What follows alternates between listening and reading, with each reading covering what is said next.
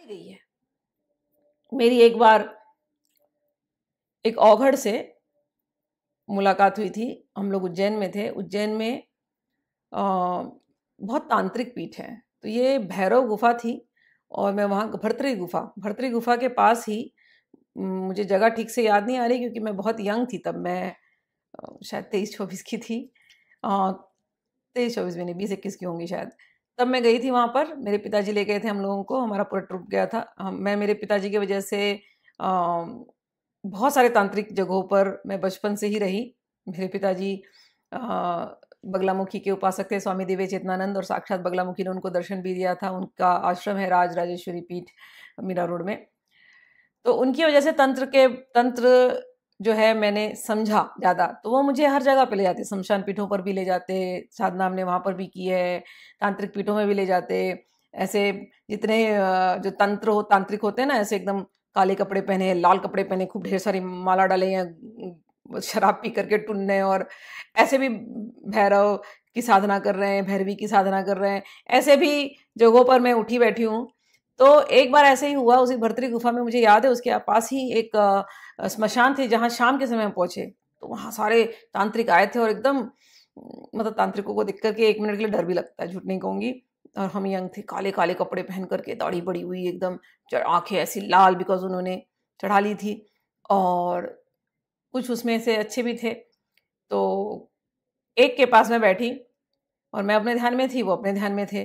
फिर हमारा जब जब मेरा ध्यान खुला तो उनका भी ध्यान खुला था। तो मैंने उनसे पूछा कि मैं भी तंत्र की पूजा करती हूँ, मैं भी देवी की पूजा करती हूँ, लेकिन मैं तो ये सब नहीं करती जो आप लोग करते हैं।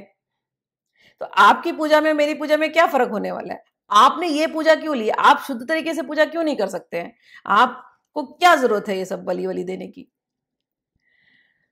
तो उन्होंने मुझे एक ही बात कही कि देखो, तंत्र की जो विद्या है वो गुरु के मार्ग से चलती है। तुम बहुत सौभाग्यशाली हो कि तुम्हारे पिता की वजह से तुम्हें बचपन से मिला जो कुछ मिला। हम लोग उस बैकग्राउंड से नहीं थे। और उन्होंने मुझे अपनी कहानी बताई कि वो जब यंग थे तो उनको ड्रिंक्स लेने की आदत थी, और ड्रिंक्स लेने की आदत की वजह से एक बार ऐसा हुआ कि उनकी भाभी की तरफ जो है गलत दृष्टि पड़ी, और गलत दृष्टि की वजह से उन्होंने गलत कर्म कर दिया। जब होश आया उन्हें, तो उन्हें बहुत ग्लानि हुई कि मैंने ऐसा किया कैसे, लेकिन नशे में होश नहीं था उस समय पर, कर दिया। और उस गलत कुकृत्य की वजह से घर वालों ने तो उनको निकाल ही दिया। घर से निकलना तो बात अलग है, लेकिन जो ग्लानि इनको खाई जा रही थी, ये बहुत गुरुजनों के पास गए और इन्होंने अपनी दिल की बात बताई कि मुझसे ये कुकृत्य हुआ तो मेरी शुद्धि कैसी होगी।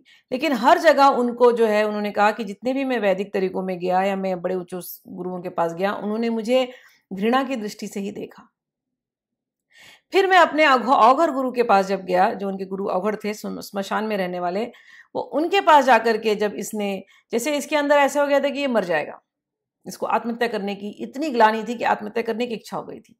तो कहे कि जब मुझे ये मेरे गुरु मिले और मैंने इनको अपने दिल की बात बताई, उन्होंने मुझे अपनाया।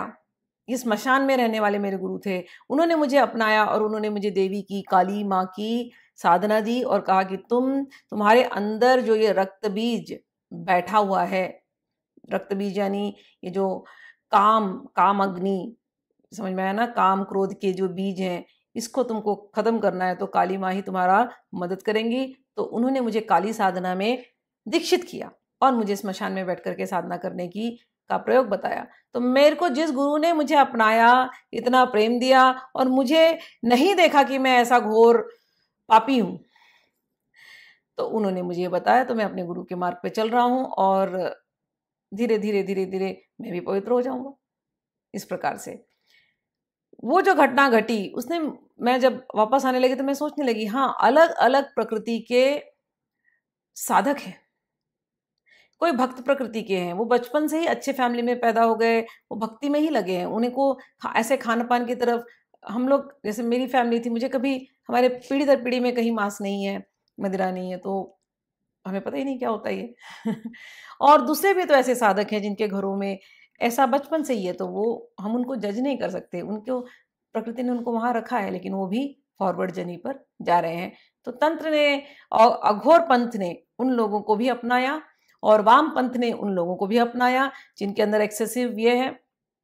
मैं वामपंथी एक गुरु को मिली थी कामाख्या में, तो मैंने उनसे भी पूछा कि ये क्या है, आप लोग भैरव भैरवी का चक्र और ये बारूदी मतलब शराब, ये सब क्यों, जरूरत नहीं है इसकी, ये सब बंद करना चाहिए, आप तो इतने जाने माने हैं यहाँ पर, तो आपको बंद करवाना चाहिए अपने शिष्यों को। तो उन्होंने ये भी सेम बात कही कि नहीं, हमारे यहाँ हम इसको बंद इसलिए नहीं करवाते कि गुरु के सानिध्य में होता है, और ऐसा नहीं है कि कोई पागलों की तरह बस बोतल बोतल ढकेल रहा है, नहीं नहीं, जो आते हैं वो इतने बुरी हालत में आते हैं हमारे पास, फिर उनको देवी की साधना करनी पड़ती है, तो उनको शांत करने के लिए उनको एक पैमाना, एक पर्टिकुलर क्वांटिटी होती है, उतना ही वो ले सकते हैं, उतने में ही वो साधना कर सकते हैं, उनको साथ साथ मंत्र जपाना है और वो छोड़ नहीं सकते। तो इट इज लाइक जैसे कोई रिहैब कैंप होता है ना हमारे यहाँ, किसी को नहीं छूट रही है तो क्या करोगे आप, रिहैब कैंप में डालोगे, तो कहते हैं इनको छुड़ाने के लिए देवी का मंत्र, ये इतने पशु जैसे हैं, इतने पशु जैसे हैं कि इनकी पशु वाली जो उनकी जो नेचर है उसकी बलि देनी पड़ती है, लेकिन ये इतने आसानी से नहीं निकल सकता। तो इनको बोलते हैं आप मंत्र भी जपो, आप काली माँ के पास भी बैठो, आप यहाँ वहाँ मत जाओ, आपकी जो भी अगर आपके अंदर काम के बीज हैं बहुत, तो आपकी एक भैरवी है, बस उन्हीं के साथ वही देवी है, वही कामाख्या है, वही ऐसे करके उनके काम के जो बीज हैं उसको मिटाया जाता है, उसकी बलि दी जाती है। फिर क्रोध इत्यादि, अगर कामाग्नि शांत हुई तो क्रोधाग्नि भी धीरे धीरे शांत हो जाती है, और इनके अंदर जो तामसिक खान पान की जो आदत है वो भी सुधर जाती है। तो वो पैमाने में, इतने पैमाने में ही ले सकते हैं, इससे ऊपर एक भी लिया अगर उन्होंने थोड़ा सा भी ज्यादा, नॉनवेज हो या जो भी हो, तो कहते हैं कि वो जो है फिर वो डिस्क्वालीफाई हो जाते हैं गुरु से, तो फिर उनको फिर से वापस पूरी साधना वापस रिपीट करनी पड़ती है। लेकिन ये जो वामाचार जो होता है या जो औघड़ वाला जो सिस्टम है, ये आपको किसी काबिल गुरु के अंडर में बैठ करके करना पड़ेगा। और ये ऐसा है जैसे, इसको हम वीराचार भी कहते हैं, ये ऐसा है क्योंकि वीराचार इसलिए कहते हैं क्योंकि ये तलवार की धार पे चलने जैसा है, कभी किसी भी क्षण आप गिर सकते हो, किसी भी क्षण आप गिर सकते हो लेकिन समयाचार जो है इसमें गिरने का डर नहीं है, ये एकदम सेफेस्ट है। इसमें हम देवी के नामों को लेते हैं और शुद्ध तरीके से पूजा करते हैं। जो शंकराचार्य ने बताई पद्धति है, ये सबसे बेस्ट पद्धति है। यहाँ कोई मारण नहीं, कोई उच्चाटन नहीं, कोई वशीकरण नहीं, कुछ नहीं, केवल माँ की भक्ति है। तंत्र को यूज किया गया वैदिक तरीके से, बस मैं ऐसा कह सकती हूँ। समयाचार में तंत्र और वेद ये दोनों को मिला करके समयाचार बना है बहुत सुंदर तरीके से। तो ये पॉइंट्स मुझे लाना था क्योंकि यहाँ पर 64 तंत्र जो लिखे शिव जी ने, वो भोग मिल सकती है, सिद्धियां मिल सकती हैं, लेकिन ये सिद्धियां आपको डुबा भी सकती हैं। तो इसलिए 65वां तंत्र बना, जिसको हम कहते हैं श्री विद्या तंत्र, जो भोग और मोक्ष दोनों देने में समर्थ है। एक प्रश्न आता है हमेशा, गुरु की जरूरत है, गुरु की जरूरत है। यस, देखिए, जब हम तंत्र के रास्ते चलते हैं तो जो भक्तों की ना कैटेगरी होती है, जब नए नए बिगनर्स बन के आते हैं तो निम्न कोटि के हम भक्त कहेंगे उनको, साधक, तो वो भी बिगनर है, तो उनको बहिर्याग सिखाया जाता है कि बाहर का वर्शिप कैसे होता है।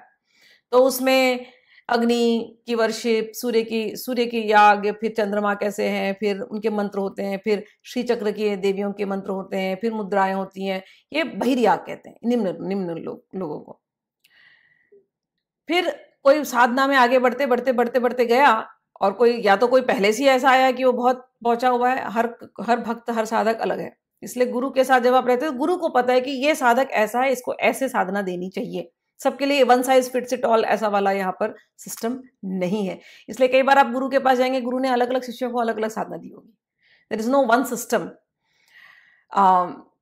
तो जो ऊंचे कोटि के जो होते हैं उनको अंतर्याग सिखाया जाता है। अंतर्याग में कुंडलिनी, नवचक्र जो है हमारे अंदर कहाँ कहाँ है, उन पर कैसे ध्यान करना चाहिए, अंतर्याग में ये सिखाया जाता है।